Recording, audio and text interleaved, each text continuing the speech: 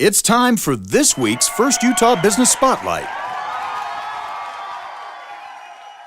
Okay, well, Mark Hunter here, back again with Carl Walker of Certified Fire Protection, and a locally owned Utah-based fire protection company.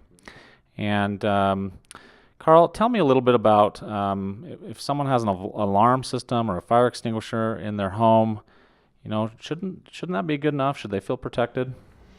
Well, one thing I've learned in the years of experience I've had in the industry is a lot of people believe that because they have an extinguisher and they have an alarm system in their house, that their family and their belongings are actually protected.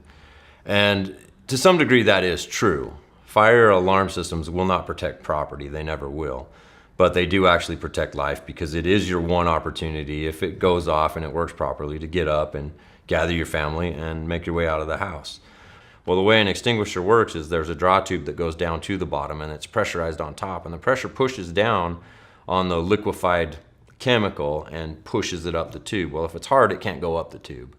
So a lot of fires spread and get bigger because somebody will grab an extinguisher and they will do everything properly, twist, pull the pin, squeeze the handle, and pressure comes out of it, but no chemical, because it's hard as a rock in the bottom.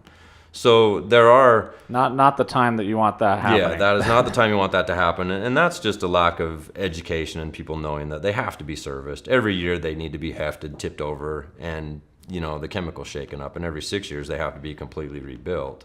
And every 12 years they have to be hydro tested to make sure the cylinders are still good. All right. So how would a sprinkler system be different then for say a homeowner? Okay. So the advantage to a fire sprinkler system is NFPA 13R and 13D are residential codes, and those deal with high rises in multi-level and multi-family dwellings and single-family dwellings. Those systems are not designed to suppress fire. Okay. Those systems are designed to give the occupants 15 minutes to gather their loved ones and get out to the street. And I don't know the exact number, it's in the high 90s of systems that are installed correctly and maintained, they extinguish the fire.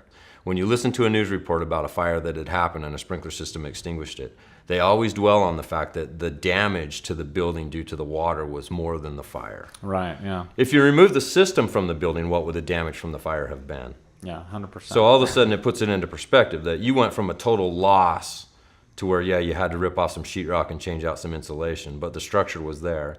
And not only that, but when the fire department comes, you don't have people falling through roofs and floors because of the structural damage to a building and having firefighters injured. So fire sprinkler system in a house is your only guarantee that you will live, all of your belongings will still be there, and you'll have a place to come back home to.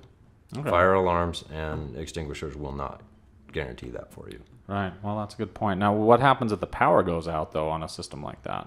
Okay, fire sprinkler systems, and including fire alarms, I'll put in a plug for them. Fire alarms are completely driven by the batteries that are in them. So if the power goes out, the code requires that alarm system can operate for a 24-hour period of time, and then go into alarm and operate for, and I believe it's 5 minutes, I should know that, but 5 to 7 minutes that it has to actually function under full operation.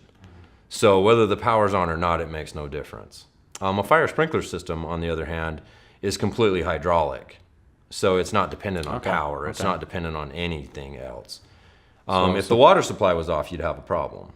But some residential systems are fastened to their own water storage tank and pressurized tanks. So even if the water supply is gone, they'll still function. Okay. Well, great. Carl Walker with Certified Fire Protection, thank you very much for being with us today. You're welcome. Thanks for having me.